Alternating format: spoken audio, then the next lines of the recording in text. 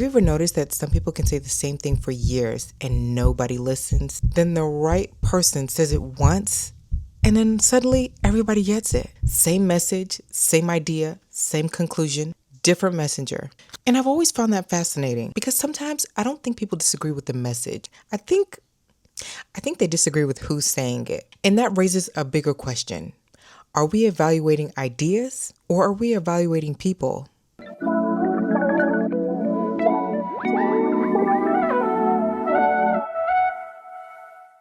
Hey guys, if you're new here, my name is Nancy Glow, and on this channel, I share reflections on womanhood, self-awareness, intentional living, personal growth, and everyday life. Sometimes that looks like fashion, beauty, and lifestyle content, and other times it looks like conversations like this, where we take everyday situations and use them as a lens to better understand ourselves and the world around us. Because I'm less interested in what happened and more interested in what happened reveals about us. Today I want to talk about something that I think affects all of us. Whether we're talking about friendships, family, social media, politics, church, or even culture. Why does the messenger have so much power over whether we accept or reject a message? Once you start paying attention, you start to see this everywhere. One person says something and everybody's rolling their eyes. A year later, somebody else says the same thing and people are calling it profound.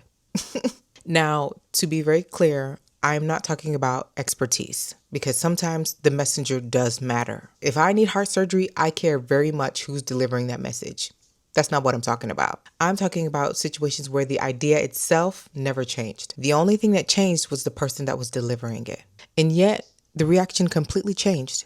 Why? I think one possibility is that evaluating people is easier than evaluating ideas. Ideas require thought. They require discernment. Is this true? Is this false? Is there merit here? But evaluating a person is much easier. Like, first thing, do I like them? Do I trust them? Do they annoy me? I find that some people also, whenever I see like maybe comments or even like in real life, the first thing is, I'm not hearing what they have to say. They annoy the mess out of me. But what does them being annoying have to do with the message of what they're saying? Do they belong to my group? Do they like me?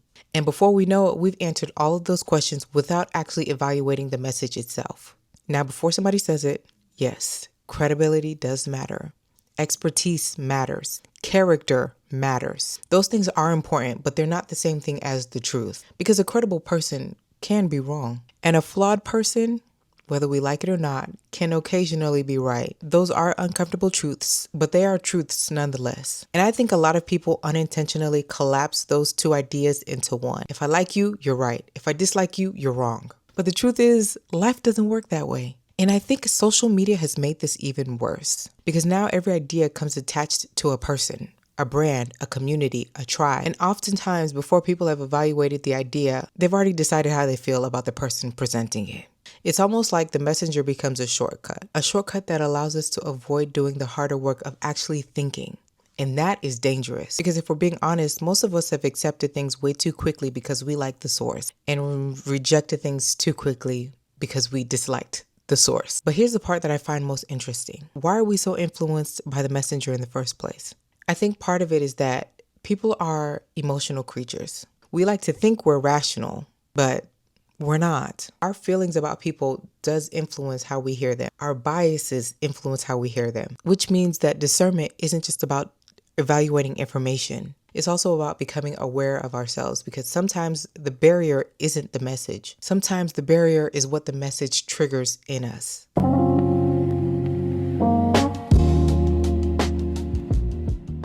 And this is where the conversation turns because it's easy to think about everybody else, the people who ignored a message because they didn't like who said it, the people who listened once the right person delivered it. That's easy. The harder question is this. Have there been moments where you've done the same thing? Have there been moments where dislike made you dismiss someone too quickly? Or admiration made you accept them too easily? Because discernment requires something that doesn't get talked about enough. The ability to hear the truth from an unexpected source and the ability to question information from a trusted source. Most people can only do one. Very few can do both. Maybe the message isn't always right.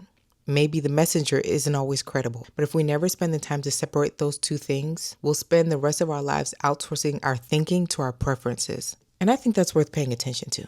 But let me know your thoughts in the comments, because I genuinely think this conversation is deeper than it looks. And if you've been here a couple times and you have not yet subscribed, what are you waiting for? Go ahead and click that subscribe button. And don't forget to click the notification bell so you get notified when my new videos come out. Until next time. Okay, bye.